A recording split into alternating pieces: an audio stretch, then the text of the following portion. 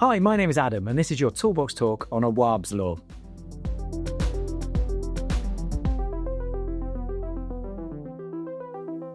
On the 25th of June 2025, Awaab's Law regulations were formally introduced as the Hazards in Social Housing Prescribed Requirements England Regulations of 2025. The law stems from the Social Housing Regulations Act of 2023 and follows the death of 2-year-old Awaab Ishaq from mould exposure in 2020 after the landlord, Rochdale Borough Homes, failed to act on reported complaints. The new law sets legally binding timeframes for addressing housing hazards, beginning with damp and mould, and then expanding to a wider range of risks.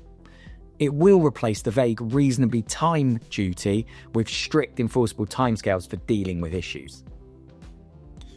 Though the law currently applies only to social housing, the aim is to extend it by introducing a Decent Homes Standard, or DHS, under the Renters' Right Bill. This allows regulations to be made setting out DHS requirements for private rented sector homes and provides local councils with effective and proportionate enforcement powers. This Toolbox Tour provides guidance on what social housing providers should do now to get ahead of the new legislation and ensure compliance.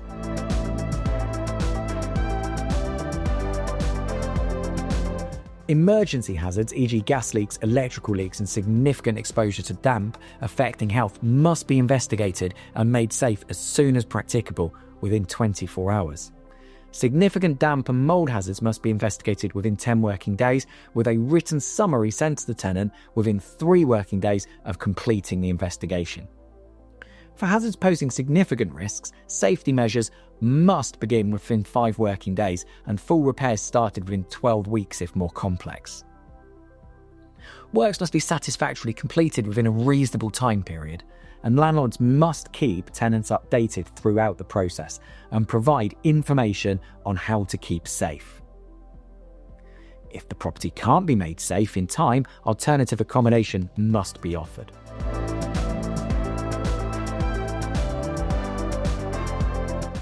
Awaab's Law then expands to include significant hazards like excess cold and heat, falls, structural collapse, fire, electrical explosion issues, and hygiene hazards.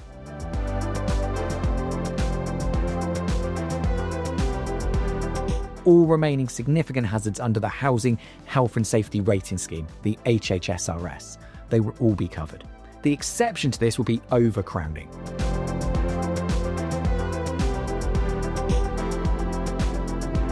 Landlords must act the moment they become aware of potential hazards, not when a formal complaint is made.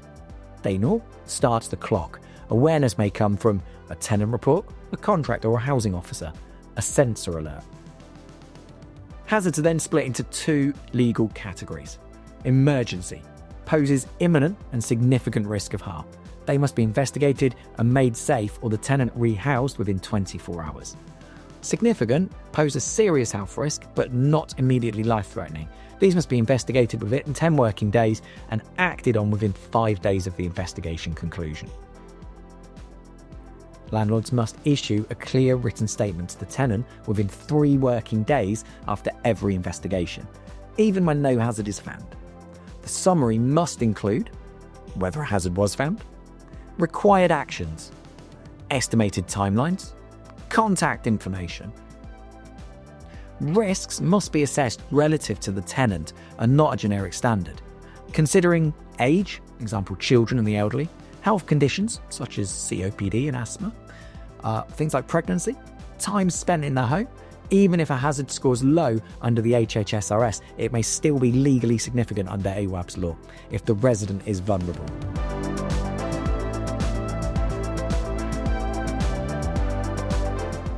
Landlords can defend themselves by proving they took all reasonable steps to prevent breaches. This can be achieved by keeping full logs of communication and action, documenting contractor delays or access issues, showing escalation processes, and recording tenant decisions.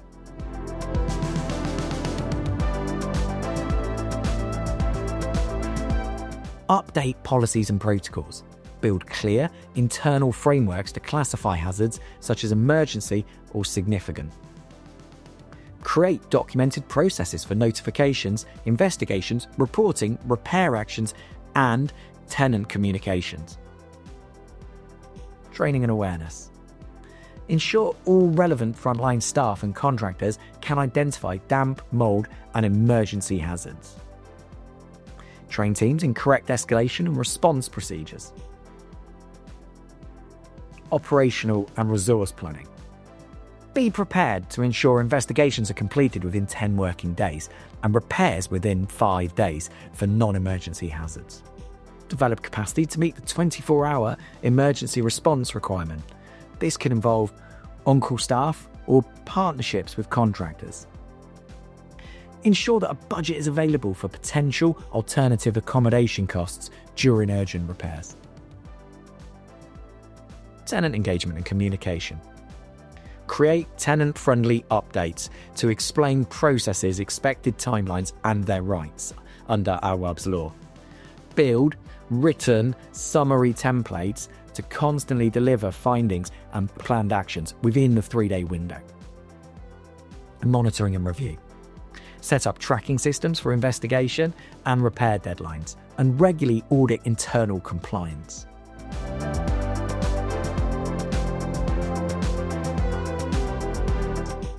Protecting tenant health by ensuring prompt and proper housing repair. Enforcing landlord accountability through clear standards, deadlines and repairs. And restoring trust in housing by improving housing conditions.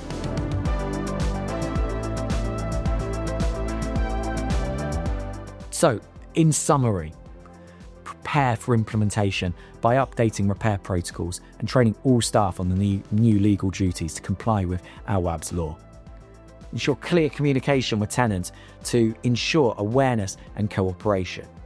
Awaab's law represents a commitment to providing safe, habitable housing for residents. This has been your Toolbox Talk on Awaab's law. If you have any questions on this topic, please reach out and speak to an SSG team member.